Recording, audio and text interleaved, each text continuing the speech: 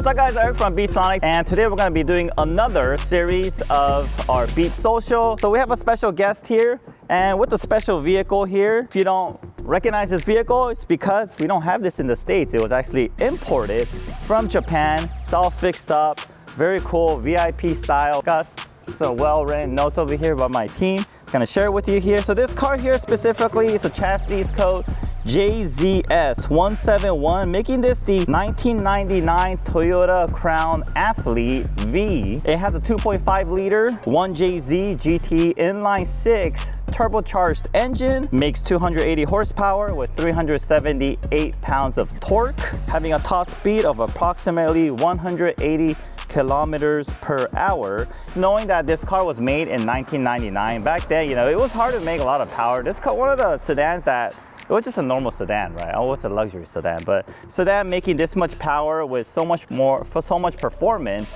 in it, just was a very impressive car. Because it's a more of a sporty version, it has an upgraded chassis, stiffer suspension, TEMS adjustable dampers. What is that? So that's electronic suspension. Oh, it had electronic suspension. Yeah. So it had electronic suspension. So you know, like on the newer cars, you change your driving modes and then it stiffens up when you're in the sporty mode, and if you're in the comfort mode, it softens up. So they had this back in 1999, which is pretty impressive actually. Didn't know this technology existed all the way back. What is that, like 26 years ago? Yeah, no, even my 96 Chaser, when I had that. Oh, really? I had that too? Yeah. Oh, shoot, I didn't know that. That was a Grande G 2.5. Yeah, wow. Yeah. Hey, that's cool. Power seating, all right? Power seating was a very, you know, not all cars came with power seating back then. It's, dual airbags. I'm talking about all these type of safety features, like the dual airbags for all you young ones. Cars back then, there were actually cars with no airbags, so yeah, I mean, it's just 26 years ago, right? Climate control. Okay. Dual climate control. It's 26 years ago and this car had it. Pretty impressive. Those are a bit history about the car. Let's learn more about the owner here. Can you introduce yourself, your name, occupation? Yeah, my name is Aaron Milian, and I am a teacher. Oh, you're a teacher. What grade do you teach? So I teach 6th grade right now. Oh, okay, right on. Must have a lot of patience. Thank you so much for mentoring and, you know, just teaching our youth. What car do you have with us today? So this is a 1999 Toyota Crown Athlete V. How did you get into the JDM scene? Oh, that one's tough. So it all started back in 2019. I sat in my friend's Miata and I wasn't into cars at all. Yeah. I was just looking for a daily commuter and I was thinking, you know what, I have to have one of these. Yeah. So I bought my first Miata within 3 months. Nice. Put that on air suspension. What year? Oh, you put on air suspension? Yeah, wow. That one was 2001. Oh, okay. So, nice. So got that. I had it for a year, realized I need something a little bit newer. So I sold that. I bought a BRZ and decided to full send on that one. So air suspension, 3-piece wheels, whatever I could do, I did it. Nice. Went all out in that car, had it for about 3 years and I just didn't enjoy it anymore. So that's when I bought my first Chaser, and that's when I first started really diving into the JDM scene, and I got that. I sold that Chaser. I bought 3 more imports. Nice. And just kept on going from there. And ended up keeping my first import, which was that first Chaser. Decided to sell it and start modifying this thing. Sweet, so, cool deal. Yeah. What other JDM vehicles have you had between the Chaser and this? So I've had, I think, 3 Chasers. 3 Chasers. Well, you love Chasers. Yeah, and now you went to a Crown. Yeah. So I'll explain why I went to the Crown in a bit. But I had 3 Chasers, a Mark II, a Toyota Corolla 11. Gloria. Honestly, I know there's more. I can't think of them wow. If you guys have any questions about Chasers, you know the right person to contact right here. Since I had so many X100 chassis, I knew I wanted to have a JZ and I wanted to have the GTE and I wanted 4 doors. So the only cars that offered that were the X100 chassis, or just the X chassis, and then the JZS chassis. So it was just like, okay, this is pretty much my choice right now, and it looks handsome for what it is. So I just thought, you know what? Why not? It's a good looking car. Oh yeah. It drives really well. This is the first one I've driven. It's been treating me really well so far. Wow, nice, awesome. This is kind of a loaded question, but just to summarize the importing process of this car from Japan, share with the viewers some of the challenges that you experienced bringing this in from Japan. So the biggest challenge I would say is having to wait. I did go through my exporter, John Go Zoom on Instagram. If you ever do need a car exported from Japan, I'd say definitely hit him up. He's a great guy and he'll just kind of help you through the whole process step by step. Luckily, I already knew how to import at that point, and it was just getting everything done the way I was supposed to. Ordering all the parts, waiting for everything, that was definitely the hardest part. Just because I bought the car back in October. Okay. And it was just, all right, John, here's my whole list. I need everything on here. So he managed to get everything done by January. Awesome. And the car just sat at the port because of the whole tariff situation. That's right. There was just no cars coming at all. Yeah. So this car missed the last boat coming out that was gonna get here in February, and then from there it was, the next one wasn't gonna get here till May. I see. Which Toyota Fest was around the corner. Yeah. So I said, you know what, it's okay, it is what it is, it's out of my control. Car got here and we just got straight to work. So it was, that's the biggest part, is just the waiting portion. Yeah. I feel like a lot of people think that they get scammed when they're having to wait for longer than 3 months, but it's all about trusting your exporter, trusting your importer, and just trusting the process overall. Nice, and it all paid off because car looks beautiful. Thank you. And it made it in time for Toyota Fest. Sure did. And if you guys haven't noticed here, he did get some recognition at Toyota Fest that just happened last Saturday for outstanding workmanship.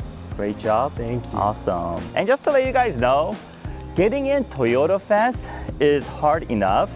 And actually getting some sort of award from Toyota Fest is a big achievement because it's like you're competing against the best of the best Toyota vehicles that are fixed up. And you know, being in Southern California, you have pretty tough competition out here, right? Like people pour their heart and soul and all the money they have to make their car look the best.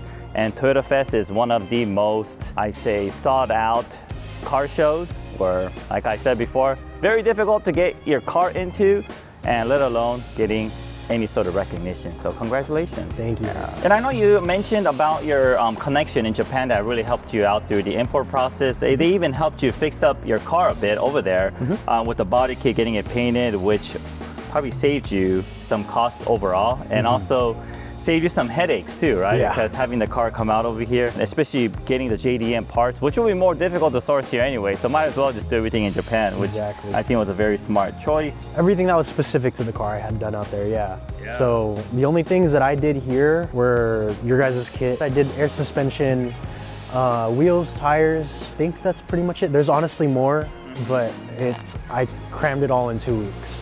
So it was just getting everything done. If you want to change out your radio, because when you buy these cars, it comes with Japanese radios, and a lot of stuff is in Japanese, so you can't really use it. So if you want one with like CarPlay, like English radio, then you're gonna have to change out your radio. We have a solution for that, so we'll leave that in the comment below. And then quick fun fact, these fog lights, they're BMW fog lights. They're BMW fog lights? They're E92 coupe fog lights. Oh. Basically, I bought the aim gain kit. I hit up a buddy for 3D printing so that he could make them before Toyota Fest. And I was doing my research on the aim gain website and found that it was an E92 coupe fog light. Oh. So I said, you know what, let me just test it. And I bought a cheap one off of Amazon.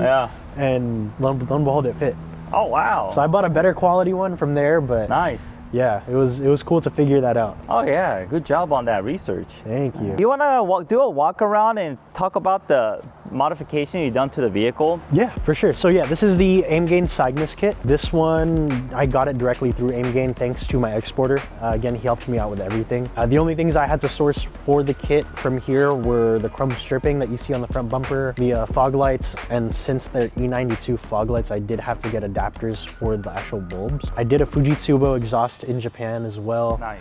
I wanted to keep it quiet, keep it classy, but also have it roar when it needs to. I have SSR MS3s. These are 19s. I'm running a 19x9 up front, 19x9. Are they custom sized for this vehicle? No, they were actually, so I bought them secondhand off of a guy who had an LS400. He had his own setup with it and he had full arms basically. So I was like, you know what? Let me take a look at the specs, kind of compare it to what other people run on the forums. And I had an idea of what it would look like. I just didn't know until I actually put it on the ground and aired out.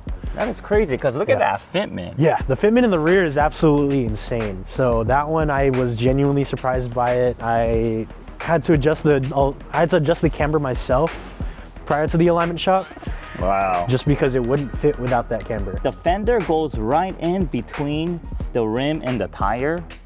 And this is what you call like a really good fitment with the air down. You don't want the fender to be out to touch this because it'll buckle your fender and it'll mess it up. And you also don't want it to go towards the tire too much. Then it's gonna be sitting on the tire and your car won't be able to go as low as you want it to. So this is like the type of fitment that you wanna achieve, going for that VIP look. And you did it. Like, Yeah. it's I was surprised by pretty it. good. And you're not even, are you using any spacers? No spacers. And you're in not the rear. using any spacers. That's Yeah. crazy. I got Nice. really lucky. Yeah. Because Looks like I good. said, I had an idea, but I didn't know for sure, and I didn't know if these were going to be the right specs. I thought they were too aggressive. So I think the rears have a +5 offset, and it's a 9.5 wide. If we're talking brakes, I did R1 Concepts rotors. Shout out to them. They really helped me out before Toyota Fest. I actually messed up one of the rotors before the show. They said, hey, if you can come over, pick one up, we'll just give it to you for free. That was Great truly my customer mistake. service. Yeah. Oh, yeah. I told them to, and I was just like, hey, it's my mistake. I'm willing to pay for it. I'll be there. And they said, no, just go ahead and come over. My exporter also helped me source my taillights because these are the facelift taillights. So these came on the, I believe it's 01 to 05, maybe Okay. 03 models. They had their own pin as well, or their own connector. So I did have to repin the connectors. Oh, you did? Okay. Yeah, so I had to it took me a couple of days to do that just to find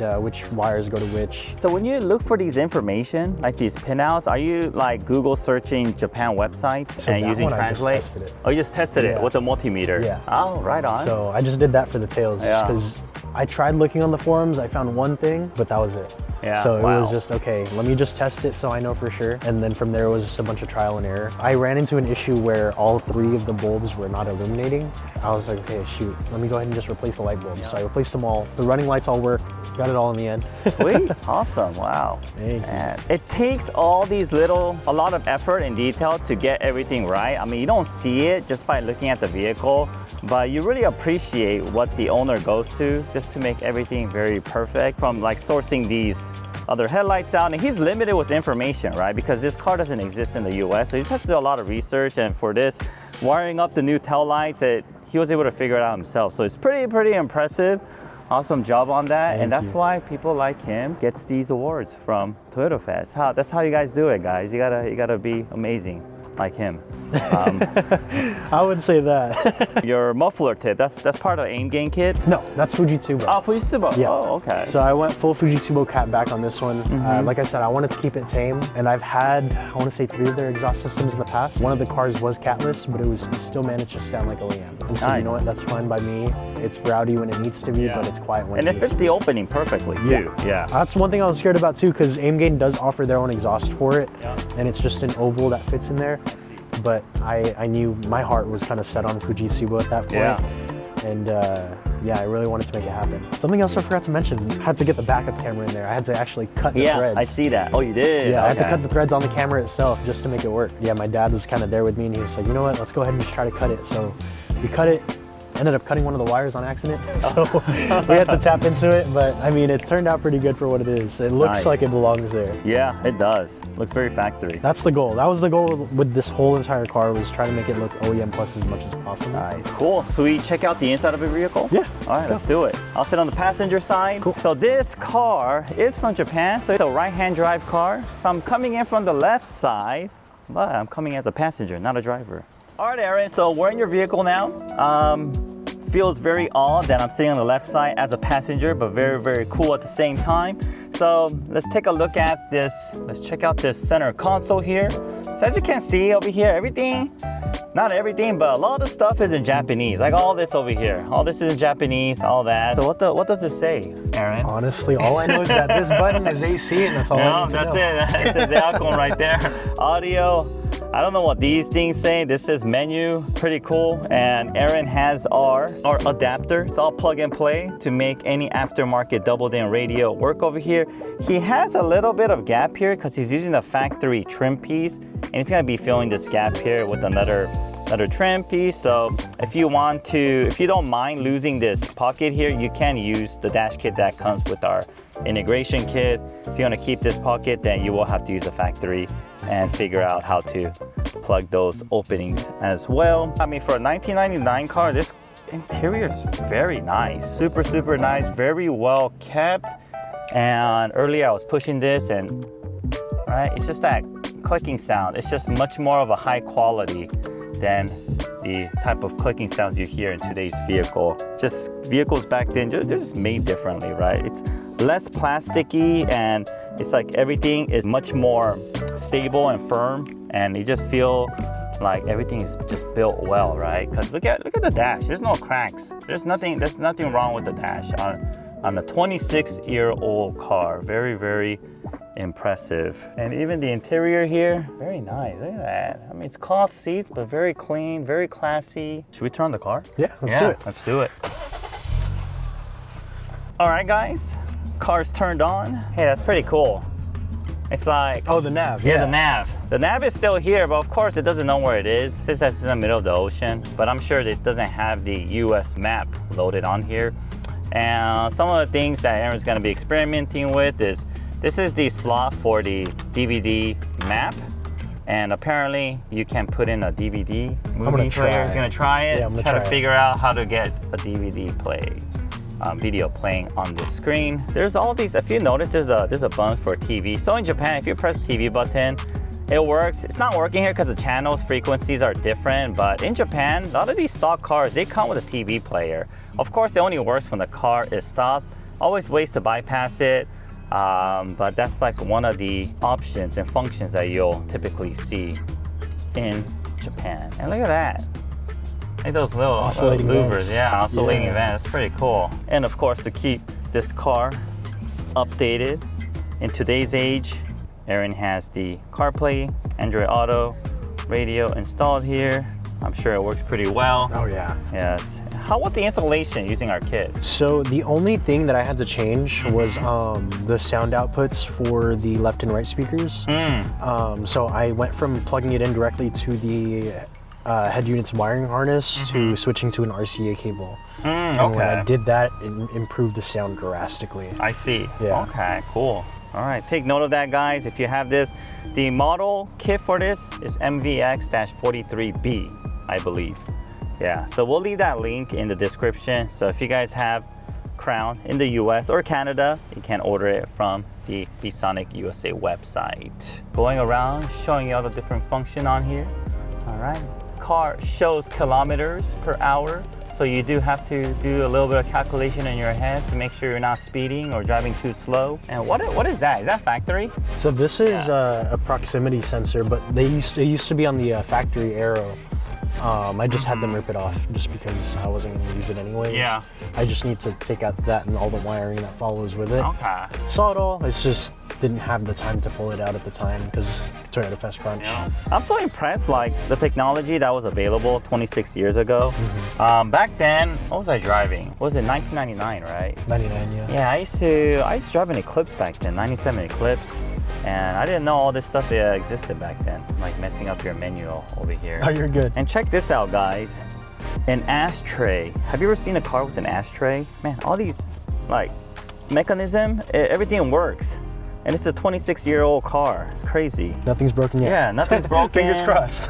And you could like all the spring. These are all like spring loaded, and it's like it works so well. So impressed. Traction control. You also have different driving mode, power, ECT, and snow, which may be beneficial because Aaron's gonna go take his car on a road trip all the way to Canada, eventually, and depending on where he visits, he might encounter some snowy situations up there. It's a TPMS. Oh yeah, so I have the aftermarket TPMS on there. Okay, nice. Just because I'm running stretch and Yeah. better to have the Yep. insurance. Yes. All right, Aaron, so you talked a lot about this car. You showed us all these cool features, everything you've done to it. What's one surprising feature about this Toyota Crown that you can share with everybody? Ooh, surprising. Yeah. I would have to say the oscillating vents. The oscillating vents, yeah. I mean, the fact that it was available at all, and you don't really see it in today's cars You either. don't. So it's nice to kind of have that in here, especially now that it's summer. I've had a full car and nobody's been too high, so that is cool. Yeah. Look at this. This is so cool. And you got these vents that move left and right. it still works. And it still works. Feel the AC. You'll see how ice cold it is too. So for being as old as it is, I mean, I didn't boost the AC. I didn't have them do it in Japan. This is just the way it came. Wow. So it blows And you ice know, cold. your car smells really good too. Yeah. Yeah. It has like there's no mildew smell. Mhm. There's no any weird smell. It smells very JDM. Yeah. Yeah. Like when I went to Japan, I've been sitting in these cars in Japan. Like it smells like it's from Japan. Yeah. It's pretty cool. It's little details like that just enhances driving these right-hand drive JDM cars, you just feel that soul, right? Of The overall car. experience of the car, overall, yeah. Every car I've had, it smells exactly like this. So it's yeah, it does, right? kinda crazy, yeah. It's a Japanese air. All right, Aaron. Hey, thank you so much Yes, thank for showing us Yeah, thank you and for having showing me. everybody, sharing your car with the world. Really appreciate it. Really appreciate you bringing here and showing us your car as well. And for all of you guys, if you guys are in Southern California or even Washington or Canada, you might see this car driving around. If you do, make sure to say hi and introduce yourself. Let them know that you saw Aaron here at Be Social. For all of you guys that's interested in fixing up your car and adding some sound solutions to this vehicle or other vehicles as well, check us out at bsonicusa.com. And if you're new to this channel, you haven't subscribed yet, make sure to hit that subscribe button to see more of these cool videos in the future. And thank you guys for watching and being supportive of our channel. I'll see you guys on the next video. Thank you.